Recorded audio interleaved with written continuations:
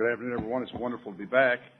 I'm almost recovered from the feast. I think that's, I can't honestly say I'm completely recovered. You know how he said, the time seems to go very fast, but it is incredible how much stuff can build up at home in that very fast-moving period of time. And trying to dig out from all of that has really been a struggle for us. But we're getting there, and of course the office was still open all the way through the feast, so we got quite a bit done in the office during that time. But it's good to be back. I know that from before the feast, we've all been watching with considerable anxiety what's been going on in the Middle East. It's been a very sobering time. A lot of people are dead, a lot of people hurt and injured, homes destroyed, and so forth, as a result of the ongoing, I don't know what you'd call it, I guess it's a war between the Israelis and the Palestinians. I saw a news item this week, though, that jerked me up short. I did not know this. The Israelis are taking delivery right now of their third modern submarine. It's built in Germany. Their crew has already been up training in Germany, and they have accelerated the delivery of the submarine to this past week, I believe, that they wanted the delivery of the sub. They intend to modify. They have 3 of these submarines, by the way, that they have gotten from Germany. And as they're all modern, efficient machines. They are diesel subs. But they intend to modify the subs for the delivery of tactical nuclear warheads, either on Harpoon missiles or others. The idea is if their land-based nuclear delivery systems are wiped out, they will still have a credible deterrent at sea that can't be reached by normal means. The United States refused some months ago to sell Tomahawk cruise missiles to the Israelis. They did not want to widen that conflict or take that risk. So the Israelis immediately set out to develop their own cruise missiles, which I have little doubt they will do quickly and with expedition, because they are a very intelligent piece of people, and probably because they already have the plans for Tomahawk cruise missiles anyway that they've managed to get over the years.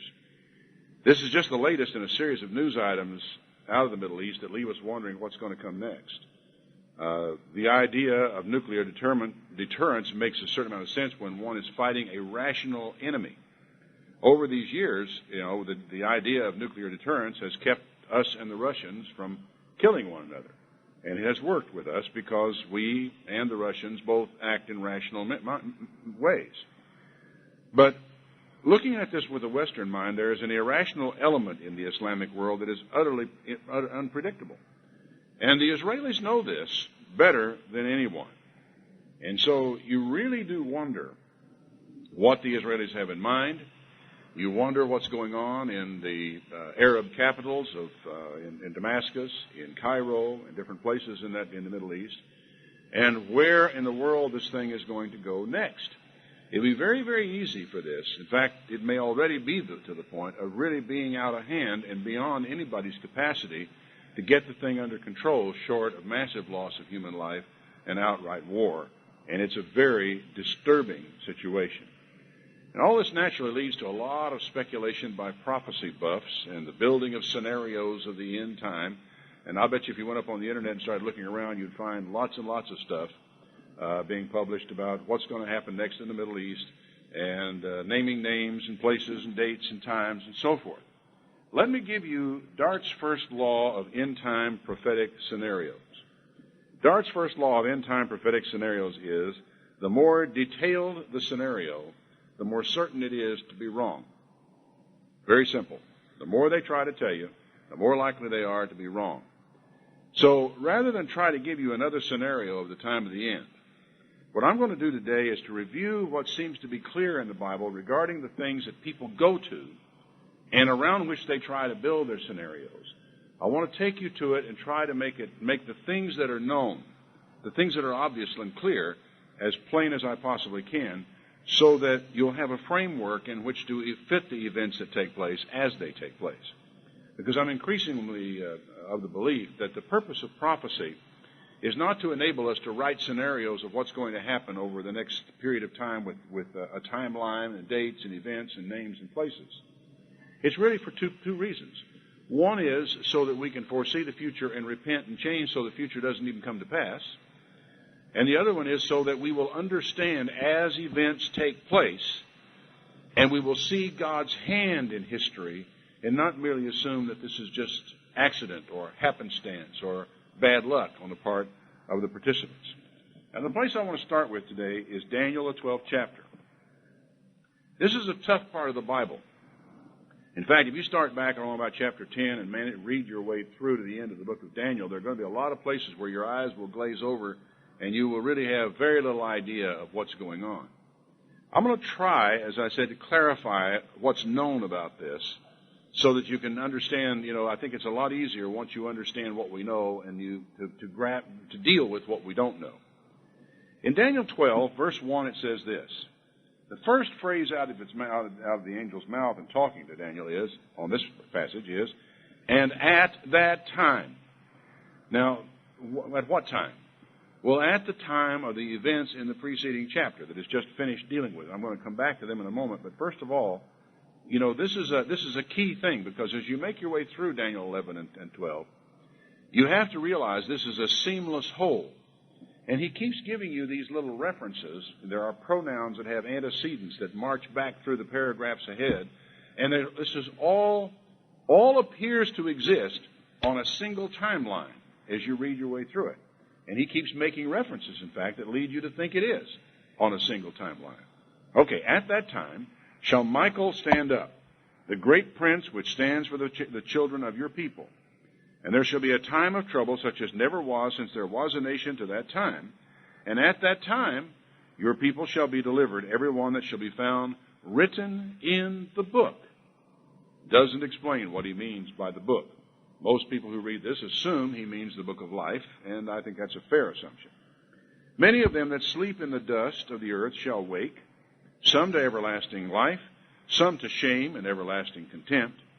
And they that be wise shall shine as the brightness of the firmament, and they that turn many to righteousness as the stars forever and ever. But you, Daniel, shut up the word, seal the book, even to the time of the end. Many will run to and fro, and knowledge shall be increased. Now, this is really not too tough, is it, when you read through here? What are we talking about? Several things come out. One, we have Michael, who is no mere angel, by the way, but he's a chief prince. The Hebrew word really, prince is probably not a good translation because of all the baggage the English word prince has with it. It's more like the captain of the Lord's host that he's talking about here. But he is not just an ordinary angel. He is an archangel or a captain of angels. He is one of three that are named in the Bible. Michael, whose name means who is like God. Gabriel, which means man of God. And Hallel, which means the shining of God, or the shining one, and that's Lucifer, whom we know nowadays as Satan or the adversary.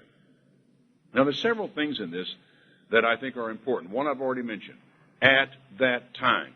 So that the events that we're reading about here are at the time, same time, of the events that end chapter 11. Keep that thought in mind, because we're going to go back to that section of chapter 11. Also, it describes a time of trouble that there has never been anything like it before in all of the history of man. Also note that this is the time of the resurrection. So there's not a lot of question that we're dealing here with. We are dealing with the end time, the great tribulation, the time that leads right up to the resurrection, the return of Christ, the resurrection of the saints. And Daniel is told in this particular passage that not only that, but he was to seal up the books and keep them. Because at the time of the end, many will run to and fro, and knowledge shall be increased. And I don't know how many times I've heard people refer to this particular passage as a description of our own age, in which, boy, do people ever run to and fro as far as travel is concerned. And is knowledge ever increased and magnifying with every day? You know, the acceleration of knowledge in the world is staggering. And so the natural presumption one would tend to come to is, yeah, we must be getting close to this time that Daniel is talking about here. Must be getting close to the time of the end. Well, now, these are sealed up. Now, down in verse 8 it says, I heard and I didn't understand, Daniel says. Then I said, O my Lord, what shall be the end of these things? And he said, go your way, Daniel, for the words are closed and sealed up until the time of the end. Now, whatever that means to be closed and sealed is an interesting question all by itself. How do you take that? Does it mean that the book itself was sealed and couldn't be read? That seems unlikely. What it seems more likely is that it's closed and sealed to understanding, that you won't understand, you won't be able to put this together until the time of the end. Now, whatever it means, though, in the first century, which was not the time of the end, Daniel was closed and sealed to understanding. So that Paul would have looked at it, the book is closed and sealed. Whatever it is to be understood, ultimately, Paul would not have grasped. I would say it was still closed and sealed 100 years ago, when most of the basis of most of what you read today in terms of prophetic scenarios of Daniel were written, because a lot of what you read today by different would-be prophetic interpreters really grows out of what was done 100 or more years ago by some of the English theologians of the last century, who spent a lot of time in these prophecies, comparing them to history and trying to develop an end-time scenario of what Daniel is all about, laying out what the days are and so forth. It's all been done a long time ago. So 100 years ago, the book was still closed and it was sealed, and I would say probably it's fair to say it still is, because I don't think that we understand much more about the book of Daniel than they did 100 years ago. There may be a few archaeological things that we grasp, but I don't think very many. So we can read the words, but can we be confident that we understand them correctly? Or are they, to us, as closed and as sealed as they were to Paul? Because they had to be to Paul, remember. He said they're closed and sealed until the time of the end. Paul didn't live in the time of the end. But you, O Daniel, shut up the words and seal the book to the time of the end. Many shall run to and fro, and knowledge shall be increased. So, when Daniel says, at that time, he is speaking of the preceding verses, and he ties them inexorably to the last time.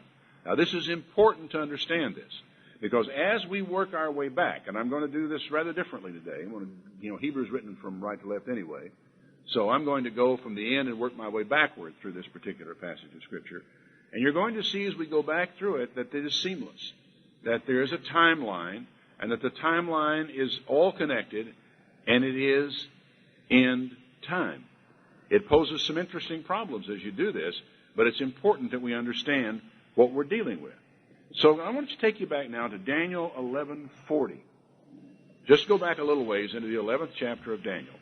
This scripture will probably be very familiar to you. In fact, it's probably one of the first scriptures that I can recall hearing my parents quote in relation to anything having to do with prophecy. I went to Sunday school as a kid. I heard all the Jesus stories and all the stuff you see in Sunday school quarterlies and so forth. But this is the oldest thing I can remember of anything I ever heard about prophecy. Daniel 11, verse 40.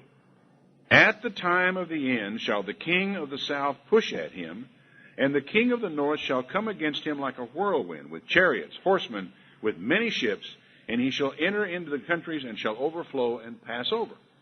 Now, if you think about World War II, I know it's difficult in this modern age looking back to realize how frightening World War II was to people living at the time, and people who had no idea where that thing was going to go.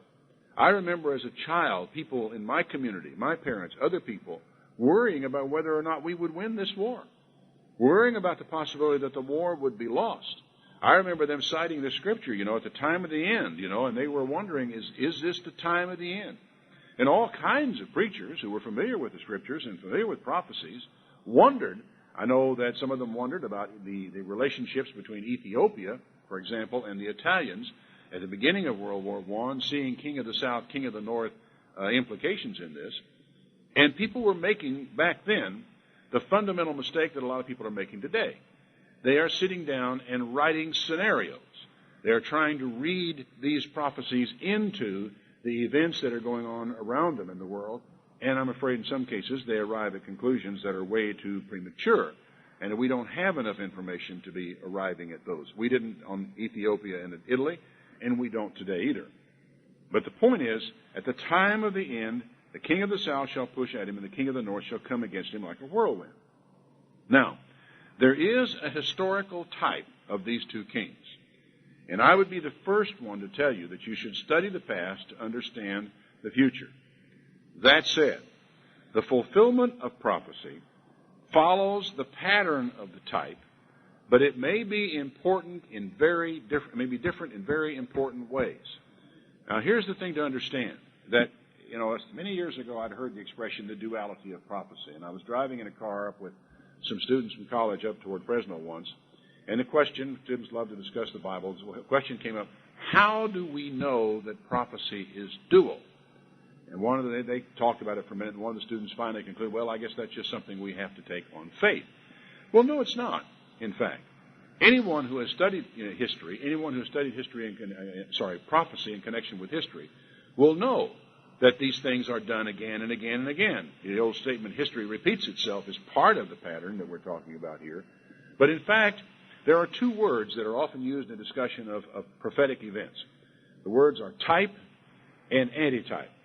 The word type comes from the Greek word typos, which simply means a model of something else. Antitype is basically the later model of the same thing. And so that in prophetic studies, students of this understand that you will have a historic fulfillment of a prophecy. Then you will have a later fulfillment of the prophecy, which follows the same pattern, but is very different in its personalities, in its events, in the characters that are involved in it, and sometimes in the geographical locations that are involved in it.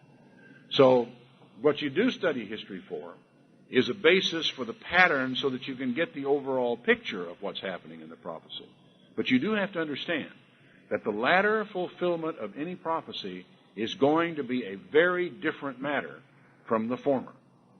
Your job as a student is to be sure you are familiar with the issues, that you know what the Scriptures actually say, that you understand what happened in the past, so that whenever you read the prophecy, you will have a feeling for where it's starting to part company with the past. Now, this section of Daniel is interesting in an important way. It is an excellent example of the duality of prophecy and of one of the oldest principles. That I think it's easy to understand. It may be hard for somebody listening to this on tape, but for those of you who can see it on video and here will understand that the events of a prophecy, they line up 1, 2, 3, 4, 5, let's say through 10. And like the fingers of your hand, you can overlap them so that some of the fingers are locked together and some of the fingers are still separate from the others. It can be 2 or 3 or less or more, whatever. So that you may have in the sequence of prophecy, events 1 and 2 are purely historic. Events 3, 4, 5, 6, and 7 are dual, happen twice. Events 9 and 10 only happen in the end time. There's something kind of like that seems to exist in this prophecy in Daniel. There's something very much like that in the prophecies in Isaiah that start around 7 and go through chapter 10 up to chapter 11. So that you see these dualities and patterns that get fulfilled again and again. Now, what's interesting about Daniel is that the prophecy in Daniel really seems to be written not so much about the historic event as it is about the end time event, which you then make your way back to the historic event in studying it. And the reason I say this is because when you read Daniel 12, when you really get the picture of Daniel 12, there is absolutely no question about where you are. And as you begin to work your way back, you still have no question about where you are. You are still in an end-time scenario. So that this king of the south and this king of the north are players on the scene at the end time. And if indeed the events that are beginning to boil up in the Middle East should culminate in some of the things that a lot of prophetic students think are going to happen, well, then the king of the north and the king of the south, whoever those individuals will turn out to be, are alive today, alive and on the scene. Where they are, who they are, that's not at all clear. And but anyway, what Daniel is describing in his prophecy is not the old model. What he is describing is the antitype, the end-time fulfillment. So as we approach the time of the end, there will be two individuals who are the king of the south and the king of the north. That's something to watch for. Now, I would advise to resist attempting to identify these individuals ahead of time and to treat any scenario that attempts to identify them with great suspicion, because they're almost certainly going to be wrong. There's an old rule, some people talk about this about the stock market, that the stock market will do whatever it has to do to prove the largest number of investors wrong. Okay? I have a feeling that God will do whatever he has to do to prove the largest number of would-be prophets wrong. And he is quite capable of doing exactly that, and it fits with what I would expect of him. All right, back to verse 40 now, chapter 11. At the time of the end, the king of the south shall push at him, and the king of the north shall come against him like a whirlwind, with chariots, with horsemen, and with many ships. He shall enter into the countries and shall overflow and pass over. Now, how would Daniel have taken this? You know, because after all, you do kind of have to put yourself in his shoes and understand what he's being told. Well, chariots and cavalry in the ancient world were what to us today would be the armored divisions. These are the fast-moving, power military. These aren't infantry. These aren't your foot soldiers with spears and bows. These are the people who are fast-moving and armored and effective, very powerful. And the implication of this is also with a lot of ships, is that this has to do with an invasion by sea, that there's a major movement into this area by sea, and I would sort of expect armored divisions based upon what he's being told here. He shall enter into the glorious land, and many countries shall be overthrown. These shall escape out of his hand: Edom, Moab, and the chief of the children of Ammon. Now, without attempting to get involved in any latter end-time identities of people, there really would be no question in Daniel's mind as he heard him tell him this, what he was talking about. Edom, Moab, and the chief of the children of Ammon were the tribes of people who settled on the other side of the Jordan River. The city of Ammon is in the modern Hashemite kingdom of Jordan. And the Hashemite kingdom of Jordan today encompasses the geographical locations in times past of Edom, Moab, and the chief of the children of Ammon. That's where they were. So, one thing that is very clear, it actually means someone comes into Palestine from outside of Palestine, and part of his movement is amphibious. He shall stretch forth his hand upon the countries, and the land of Egypt shall not escape. He'll have power over the treasures of gold and silver, over all the precious things of Egypt. The Libyans and the Ethiopians shall be at his steps. Now, geographically, this is pretty easy to diagram. You just get out your atlas and look at the borders. He comes in from the north. He takes the entire glorious land. He does not cross the Jordan River, but he goes all the way into Egypt. He will not go into Ethiopia. Ethiopia and Libya and so forth will be at his steps. He will not have gone quite that far. But tidings out of the east and the north shall trouble him. Therefore he shall go forth with great fury to destroy and to utterly make away many. And he shall plant the tabernacles of his palace between the seas in the glorious holy mountain. Yet he shall come to his end, and none shall help him. Now, you know, if you read your Bible very much at all, you're going to have a pretty good feeling for what he's talking about here. That someone invades Palestine, comes into this area, establishes his headquarters, as it were, in Jerusalem, in what is called the glorious holy mountain. Most people assume, who study this, that what he's talking about is planting himself right on the Sharm el-Sharif, right there where the Dome of the Rock is. And how that works out is not entirely clear. How does he get there? Why does he do it? Where does he go from there? I don't know. A lot of prophetic scenarios will speculate about this, but it does seem clear enough that somebody is coming in from outside Palestine. He is going to plant his headquarters right there in Jerusalem on the glorious Holy Mount, whatever that means. And then he's going to get tidings out of the north and out of the east that bother him. He's going to take off to conquer them, and he will come to his end at that time. So, in this context, it is the king of the north who plants his palace in Jerusalem. Then comes Daniel 12, which says, at that time. So where are we? We have somebody immediately prior to the Great Tribulation, immediately prior to the resurrection of the saints, who plants his tabernacle, and by a tabernacle or a pavilion of the king is where his headquarters is, plants his headquarters right there on the Temple Mount, possibly, in Jerusalem, just as you come up to the time of the end. And this is why, you know, this particular passage of prophecy is one of the reasons why every time anything goes on in the Middle East, everybody starts getting excited about what's going to happen now in this time. Now, the obvious question, as you come to this, you get down to this point, okay, who is the king of the north and the king of the south? How can you recognize them? What would it be that would give you the clue as to who you're talking about on this? Well, the obvious question, having answered that, is we have to go back to get a line on them a little bit further in Daniel 11. So, mind you, and again, this is all still seamless. We don't have any big breaks where we can say, okay, we've jumped 2,000 years or we've jumped 1,500 years and now we're at a different time in history. We don't have any of that. You can study the types of this, by the way. These kings are end-time players, regardless of who their type was in history. And you can study the types in any commentary. I mean, all of them are pretty much in agreement. If you go back and read the commentaries on Daniel 11, they will give you an outline of the types of the king of the south and the king of the north. But as you read this, it's very evident in Daniel's context, he's not talking about the types. He is talking about two individuals at the end time who are the king of the north and the king of the south. Now I'll take you back to verse 27. Both these kings' hearts shall be to do mischief, and they shall speak lies at one table, but it shall not prosper, for yet the end shall be at the time appointed. Now, boy, does that conjure up visions of what's going on around us today. Again, I'm not ready to put any names on anybody here. It's very tempting to see Arafat and Barak, sitting at one table speaking lies to one another, and this, it's clear enough, isn't it, that whatever these two kings are involved in, there is a point in time where they are at the table together.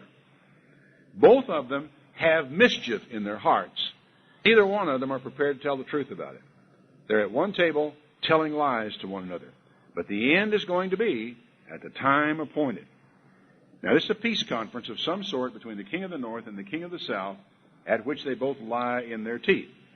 Verse 28. Then shall he, that's the king of the north in antecedent, return to his land with great riches, and his heart shall be against the holy covenant, and he shall do exploits and return to his own land. We don't know what this means precisely, but it implies that somehow out of this conference, he got a major deal and a lot of money, a lot of wealth out of the deal. Money, perhaps, maybe it's oil, who knows what it is. But whatever it is, he really liked the deal. But in this interesting thing, his heart shall be against the holy covenant, and he shall do exploits and return to his own land. Now, you've almost got to see in this some kind of rank anti-Semitism on the part of the northern king, don't you? His heart is against the holy covenant. The holy covenant has to be, what would Daniel think that meant? Well, he'd have to be thinking in terms of the Mosaic covenant. Israel as the covenant people. The worship of God at the temple in Jerusalem as being a part of the holy covenant. The cultus, as it were, of Israel is all a part of that. So this guy has a hatred in his heart against that, which is not that hard to imagine on the part of some world leader. And at the time appointed, he will return. He'll come toward the south. It shall not be like the first time or the latter time that he's coming down here. For the ships of Kittim shall come against him, and he'll be grieved and return and have indignation against the holy covenant. So shall he do. He shall even return and have intelligence with them that forsake the holy covenant. Now, you read the commentaries, and they will give you all kinds of ideas from history about what this meant in the type. But remember, we haven't gotten a hint in any of this yet that we're dealing with the type. Every bit of this, in the way Daniel explains it, is in the end time, at that time, and keep working our way back, talking about the same two individuals all the way back so far in this thing. And I would presume, that being the case, that this is talking about some type of a problem when he decides he's going to make another move to the south. This time, ships from, as I think one of the commentaries refers to Kittim as the Western Isles. Daniel might have thought of Kittim as Cyprus. But the point simply being that he's going to have ships coming against him from the west at this time. He'll be grieved and return. So he's going to be forced to back off, whoever the king of the north is. He's going to make an early move at this point, be forced to back away. This is prior to his actually going into the land and planting his pavilion on the holy mountain, prior to the king of the south pushing it. Then we're going back. This is a previous encounter between these individuals. He tries something. He's turned back because of help coming from the sea. And then he has intelligence with them that forsake the holy covenant, which suggests, it's really disturbing, in fact, he actually, the failure inflames him still further against the Jews. And those people that forsake the Holy Covenant has to mean non-religious Jews who are traitors to Israel, who are working with and cooperating with the king of the north to undermine their own people. It's not unthinkable. We've had so many examples of spies in the modern world and the power of money. It's just almost unbelievable. And, a person who has forsaken the Holy Covenant would be a non-religious Jew who has decided to go away from that and yet and is subject to subversion by an outside king. Arms shall stand on his part, and they shall pollute the sanctuary of strength, and take away the daily sacrifice, and they shall place the abomination that makes desolate. So, in the process of all the goings on, the king of the north finally succeeds militarily against Jerusalem. And what is shocking, considering the end-time context of this, and remember, there's another hint here that we're not still in the end time. This is the same king that is the king of the north against whom the king of the south pushes, all the way up to the bitter end of all this, that there is a sanctuary and a daily sacrifice going on at the time of the end. Most of the commentators, I think, tend to think in terms of this being a purely historic thing. But there's not a thing in the world to give us any indication of that. Or as far as we can tell, this is seamless all the way through the same two individuals, king of the south, king of the north, as we've made our way back. This king of the north stops the daily sacrifice at the sanctuary. In the historical type, this was done by one man named Antiochus Epiphanes. The temple was rifled, all the treasury was taken away, a statue of Jupiter was placed in the Holy of Holies, and boy, did that ever end, any sacrifice being done to there. And this took place historically. Now, Jesus referred to this in the Olivet prophecy. You may keep your finger in Daniel. We're coming back there. But I want to take you right now to Matthew, the 24th chapter. Jesus' disciples, after they'd been showing him around the temple and pointing out things like country bumpkins. And Jesus said, I'm going to tell you the truth, boys. There's not going to be left one stone here on top of another that's not going to be thrown down. And they didn't have anything else to say until they got over on the Mount of Olives, and they said, well, now tell us, when is this going to be? And what shall be the sign of your coming and of the end of the age? Now, the reason why this is important is because some people look at Daniel and they think, well, that's just about Antiochus Epiphanes and the abomination of desolation that was placed then. It was all history. Well, listen to what Jesus said in verse 15. When you therefore shall see the abomination of desolation spoken of by Daniel the prophet stand in the holy place. Whoso reads, let him understand. The reason, I guess, for that last remark is, this was apparently, I think the whoso reads, let him understand was written by Matthew. Whoso reads, let him understand this. He's calling your attention to it. What Jesus is saying is that it wasn't all over with Antiochus. It wasn't all over with the abomination of desolation. That the abomination of desolation is still out there in the future coming down the pike at us. And in fact, something like it took place in 70 A.D., but is that the end? No, not whenever you go back and look at Daniel. Because Daniel is very plain that, as far as we can tell, there may be parts of it that we don't understand, I'll grant that, but as far as we can tell, the abomination of desolation is something that takes place in the context of those events leading up to, in the lifetime of two kings that are going to come up and end in the resurrection of the saints and the return of Jesus Christ. It's all connected to the end time. So, you better understand this. Now, this is an important adjunct to Daniel because Jesus makes it clear that he is not talking about Antiochus. It's still future. And in fact, I don't think Daniel was talking about Antiochus either, and that's the clue. Antiochus was only the historical type. He was a pale imitation of what was going to take place at a later time. And Daniel was talking about the abomination of desolation that would take place in the generation before the return of Christ. Jesus went on to say, let them which be in Judea flee into the mountains. Let him that is on the housetop not come back to take anything out of his house. Neither let him which is in the field return back to take his clothes. Woe to them that are with child and give suck in those days. But pray that your flight is not on the winter or on the Sabbath day, for then shall be great tribulation such as was not since the beginning of the world to this time, no, nor ever shall be. Wow. That's the wording. The wording comes straight out of Daniel. Daniel said the same thing. And it's at the end time that there will be a time of trouble, such as never has been since the history of the world. Jesus says there's going to be at the end time a time of trouble that has never been the like of it before. Those two prophecies dovetail together, both of them with the abomination of desolation, and both of them pointing at the end time. He makes it clear that Jesus is talking about the same time Daniel was talking about. And Daniel was not talking about Antiochus. Daniel was talking about an abomination that is going to take place at the end time. And Jesus goes on to say, with this great tribulation, except those days should be shortened, there be no flesh be saved. But for the elect's sake, those days shall be shortened. So if any man says to you, Lo, here is Christ, don't believe it. For there shall arise false Christs, false prophets. They'll show great signs and wonders, insomuch that if it were possible, they should deceive the very elect. And boy, the fingers from this go out into prophecies throughout the New Testament.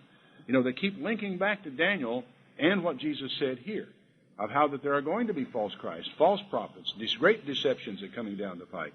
And of course, one of the great ones that takes place is and it comes about, I don't know how many people is going to be deceived by it, but is the placing of the abomination of desolation. Jesus said, Behold, I have told you before. If they say to you, Behold, he is in the desert, don't go. Behold, he is in the secret chambers, don't believe it. For as the lightning comes out of the east and shines to the west, so shall the coming of the Son of Man be. For wherever the carcass is, that's where the eagles will be gathered together. So, Jesus is talking about what time?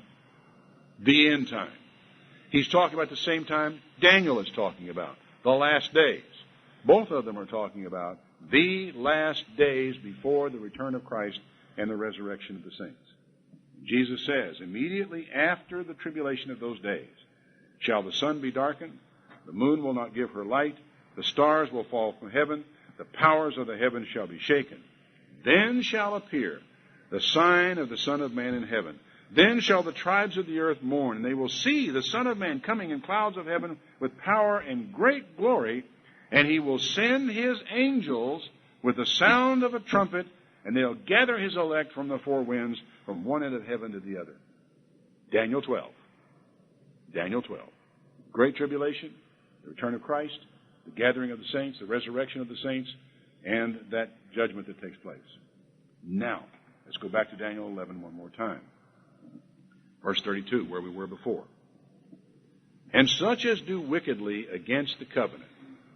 Now he's going, this person is a very tricky dealer.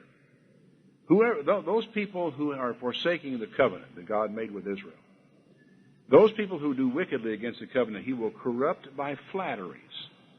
He will tell them whatever it is they want to hear. You know, something we're becoming very familiar with in modern day politics, aren't we? Every time we turn around, the flatteries, the lies. People will say anything. This guy will say anything. But the people that know their God will be strong and do. He says, and they that understand among the people shall instruct many. But they will fall by the sword and by flame and by captivity and by spoil many days. So you've got a people who are corrupt and a people who remain faithful to God. And those people who remain faithful are going to go through a very hard time. When they shall fall, they shall be helped with a little help. But many will cleave to them with flatteries. And some of them of understanding will fall to try them, to purge, to make them white, even to the time of the end. For it is yet for a time appointed. You know, you can't get away from it. Daniel is talking about the time of the end. Now, historically, this is seen as the time of the Maccabees. And indeed, Antiochus Epiphanes, the Maccabees, these all are historical types of what is going to happen in the end time. But that's not what Daniel is talking about. The pattern of the end time events that Daniel describes was repeated in the generations following Daniel. And people can look back at what happened there. Verse 36, the king shall do according to his will. He will exalt himself and magnify himself above every god. This has echoes all the way back into the 13th chapter of Revelation. He shall speak marvelous things against the God of gods, and shall prosper till the indignation be accomplished, for that is determined shall be done. And right here, is a point that I've seen several amateur, students of prophets, amateur theologians fall over or stumble over. This reveals that the king of the north is not a Muslim. He is not Islamic. Think about it. He shall exalt himself and magnify himself above every god. There isn't a religion on the face of this earth that is as rigidly monotheistic as Islam. Any allegiance to another god, any suggestion of another god, any suggestion that God is three in one, any suggestion that Jesus is God, makes you an infidel and a blasphemer and subject to having your head taken off. Understand? This man cannot command any allegiance from Islamic peoples. He is not an Islamic leader. He will exalt himself and magnify himself above every god, and shall speak marvelous things against the God of gods. Something else that's interesting. This description doesn't fit any Roman Catholic leader either. Just doesn't work. He actually speaks against gods, all kinds of gods, and turns himself into a god. Neither, verse 37, shall he regard the God of his fathers, nor the desire of women, nor regard any god, for he shall magnify himself above God. It's really hard to imagine, as we go down toward the end time, another God king appearing on the face of this planet. But I continually find myself astonished at the stupidity of modern man. The utter, blind stupidity of what people will follow and people will believe. And so you think about the possibility of a highly charismatic leader who may even have the capacity of performing miraculous acts, of being able to pull off some incredible things in this world, and having the entire world begin to worship and to follow and to bow at his feet, who begins to claim that he is God himself. Interesting. He shall honor the God of forces, a God whom his fathers knew not. Shall he honor with gold and silver and precious stones and pleasant things. Now that suggests that he could come out of an existing religion, because his fathers knew a different God. But this fellow rejects them all. Thus shall he do in the most strongholds with a strange God, whom he shall acknowledge and increase with glory. And he shall cause them to rule over many, and shall divide the land for gain.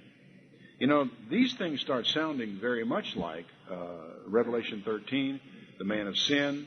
Start sounding like 2 Thessalonians 2. All of the things that we have often looked at that suggest sacrifices at the end time, a great Antichrist coming on the scene, a powerful world leader, a beast and then an image of the beast and a little horn that comes up. All these little icons and images that the prophets tell us about, all of them interlace with this stuff as we're reading here in a prophecy that Daniel writes to us so many generations ago, which is end time. And we're still in what has to be end time. The God of forces suggests perhaps a worship of the military, a worship of power. God only knows. I think it's important for you to know these passages of Scripture and wait and see what develops out of them. Then comes verse 40, which we've already read. At the time of the end, the king of the south shall push at him. And that's where the big move takes place. But see, by the time the king of the south makes his move on this individual, and the king of the south could be Islamic. Easily. There's no reason on your Bible why the king of the south cannot be an Islamic power. The king of the north is not. And the tension between one who is a blasphemer, an infidel in the eyes of Islam, I don't mean to write this as a scenario, only to point out the possibilities that exist in this, that this is the way this type of thing would work. That it would be his self-exaltation as a god, in part, that might lead to problems with the king of the south. And whatever it is, the king of the south pushes at him, and that catches us back up with this fellow at the time of the end. Same guy. But again, let me caution you, don't start writing names in here. And don't start creating scenarios around them, because they are likely to be wrong. Now, I want to back up a little further in chapter 11 to see what else we can learn about this fellow. And mind you, this is seamless as pertains to time. In chapter 11, verse 20, then shall stand up in his estate. Now, the his is a preceding king of the north. Now, the king of the north is a dynasty with successive individuals in it. And the individual we've been dealing with up until this time is one person who seems to be the one who exists at the end time, who culminates in the power, perhaps the beast power as we find him at the end time. Okay? One shall stand up in his estate, that is a former king of the north, a raiser of taxes in the glory of the kingdom. But within a few days he shall be destroyed, neither in anger nor in battle. It doesn't explain what happens to this raiser of taxes. There is, by the way, you'll find it in the commentaries, a historical type of this individual. Now we are starting to engage a sequence of people, each of which is a predecessor of the king of the north. And we'll go back to the antecedent of, stand up in his estate in a bit. But in his estate, the raiser of taxes, when he's gone, shall stand up a vile person, to whom they shall not give the honor of the kingdom. He will come in peaceably and obtain the kingdom by flatteries. This is our man. This is the king of the north. This is his moving on the scene after the raiser of taxes. Shall he be a vile person to whom they will not give the honor of the kingdom? He'll come in peaceably, and he'll obtain the kingdom by flatteries. Historically, Antiochus Epiphanes. But that's not what Daniel is talking about. He's talking about an end-time character. And with the arms of a flood shall they be overflown from before him and shall be broken. Yea, also the prince of the covenant shall be broken. Now, we can't tell for sure what that means.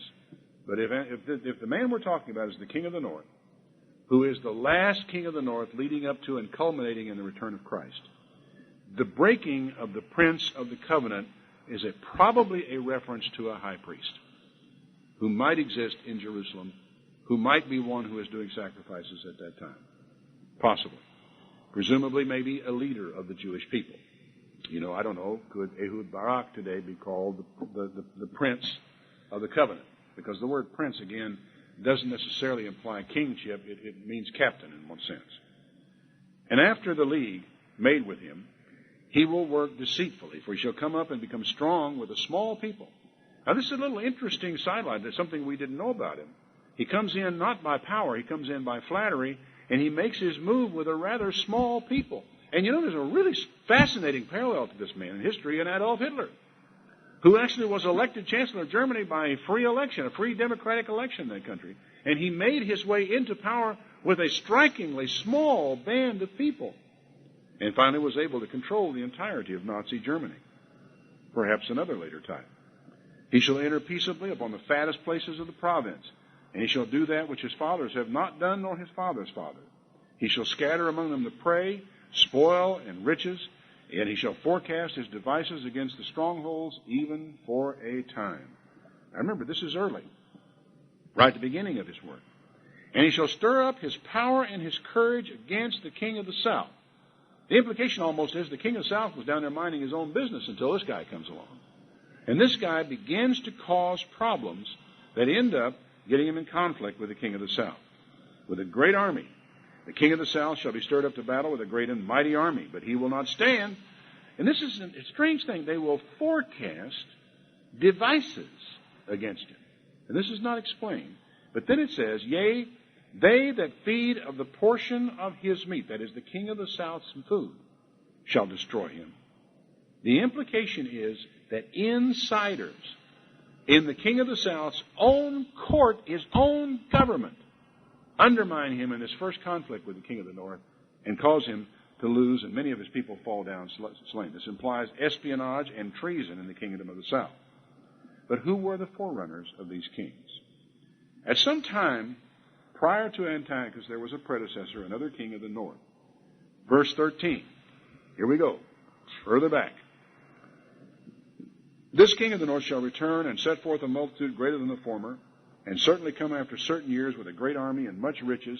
And in those times there shall stand up against and many shall stand up against the king of the south. Notice, not just him, but many shall stand up against the king of the south. Also, the robbers of your people shall exalt themselves to establish the vision, but they shall fall. It sounds like a time almost of chaos and bandits and everything else. So the king of the north shall come and cast up a mount and take the most fenced cities, and the arms of the south shall not withstand, neither his chosen people, neither shall there be any strength to withstand. But he that comes against him shall do according to his own will, and nobody can stand before him, and he shall stand in the glorious land which by his hand will be consumed.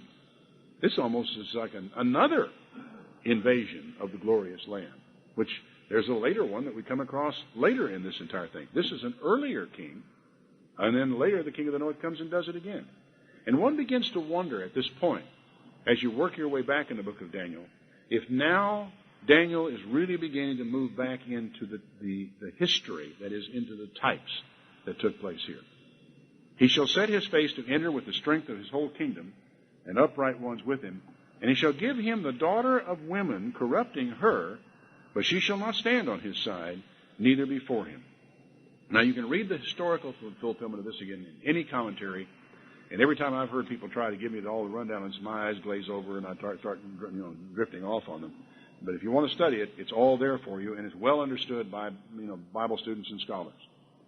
After this, he'll turn his face to the isles and take many, but a prince for his own behalf shall cause the reproach offered by him to cease. Without his own reproach, he shall cause it to turn upon him. He shall turn his face toward the fort of his own land. He'll stumble and fall and not be found. Wars, goings back and forth of all these kings, perhaps patterns to be repeated in our own time. We cannot tell. Now I'll take you back right to the beginning of chapter 11 so we can kind of close out on this with the awareness of the duality and the nature of the duality of it. The angel speaking to Daniel says, I, in the first year of Darius the Mede, even I stood to confirm and strengthen him, and now I will show you the truth. Behold, there shall stand up yet 3 kings in Persia. The fourth will be richer than they all, and by his strength through his riches, he will stir everybody up against the realm of Grecia. This is the ancient kingdom of the Medes, which got stirred up, became very wealthy, but also incurred the attention and perhaps ire of one man named Alexander the Great, who was the king of the realm of Grecia. A mighty king shall stand up, Alexander, that shall rule with great dominion and do according to his will. It is not at all clear that there is an end-time fulfillment of this passage through here. But what is really strange about it is you will read Daniel 11 and 12, and the thing, as far as timeline is concerned, seems to be completely seamless. And it's not easy to read through it and determine, is this early? Is this late? I mean, who did this? Who are these kings? When this he shall stand up, that's Alexander, his kingdom shall be broken, divided toward the 4 winds of heaven. Not to his own children, his own posterity, nor according to his dominion. His kingdom shall be plucked up even for others beside these. At the death of Alexander, his 4 generals divided his empire, and out of this the 2 dominant powers are what Daniel calls the king of the north and the king of the south. And their positions geographically were Syria and Egypt, historically. But as I told you before, that's the historical pattern. The end-time fulfillment will follow the pattern, but with important differences. And you need, so consequently, to go back and try to write a scenario for the future out of the past is a mistake. This part of the prophecy, though, seems to be purely historical, laying the groundwork for understanding what is going to come later. It says in verse 5, the king of the south shall be strong, and one of his princes, he shall be strong above him and have dominion. His dominion shall be great. And in the initial part of it, the king of the south, that is, that general of Alexander who had Egypt, was the strongest of the 4 by far. Then it says in verse 6, in the end of years they shall join themselves together. For the king's daughter of the south shall come to the king of the north to make an agreement, but she shall not retain the power of the arm, neither shall he stand nor his arm, but she shall be given up, and they that brought her, and he that begat her, and he that strengthened her in these times. But out of a branch of her roots shall one stand up in his estate, which shall come with an army, and enter into the fortress of the king of the north, and deal against them and prevail. You can look at this again in the commentaries, and they will give you the historical model, all the fulfillment of these events.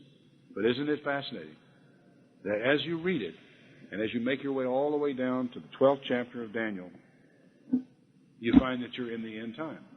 And you don't have any idea exactly when you got there in the course of reading the prophecy.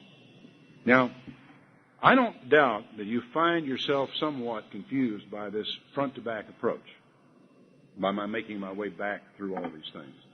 The reason I did it the way I did it was because I wanted to impress indelibly upon your mind that the prophecy is about the end time. It's not about Antiochus. It's not about these ancient kings and these descendants of Alexander the Great. You know, if you start with 12, you work your way back, you can't escape it. It's all about the end time. The historical is only to give you a background for understanding what's going to take place at the time of the end. Now, with that in mind, let's go back to chapter 12 of Daniel again and consider where we are. At that time, chapter 12, verse 1, shall Michael stand up, that great prince which stands for the children of your people. And there will be a time of trouble such as never was since there was a nation, even to the same time. And at that time, your people shall be delivered, every one that is found written in the book. Many of them that sleep in the dust of the earth shall awake, some to everlasting life, and some to shame and everlasting contempt. They that be wise shall shine as the brightness of the firmament, and they that turn many to righteousness as the stars forever and ever. Great promise. You know, those that turn people to righteousness, those who can actually be involved in turning people around, he's going to shine like the stars forever and ever. But you, Daniel, shut up the words, seal the book to the time of the end. People are going to run to and fro, knowledge shall be increased. So I, Daniel, looked, and behold, there stood the other two, the one on this side of the bank of the river, the other on the other bank of the river. And one said to the man clothed in linen on the banks of the waters of the river, how long shall it be to the end of these wonders?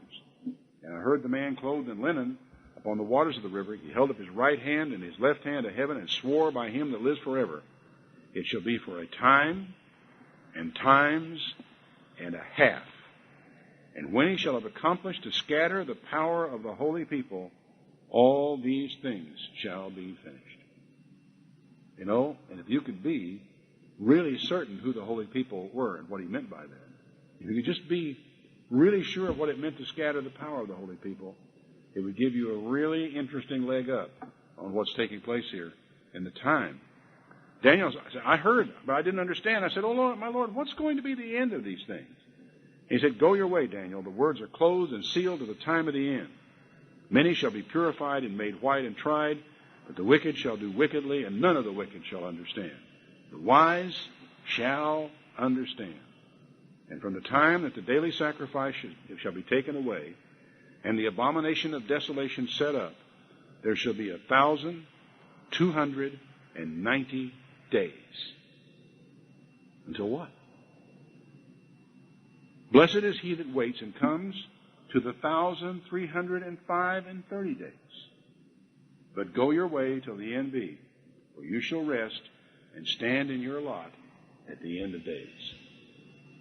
I don't know what those days are. Don't know where they start. Well, I know where one of them starts, but I don't know what the end of it is. And I don't know what it means when it says, blessed is he that comes to the 1,305 and 30 days. But now you know that they're here, and you have a picture of what's supposed to happen at the end time, and it would pay us all, I think, to pay very close attention to what's going on in the Middle East.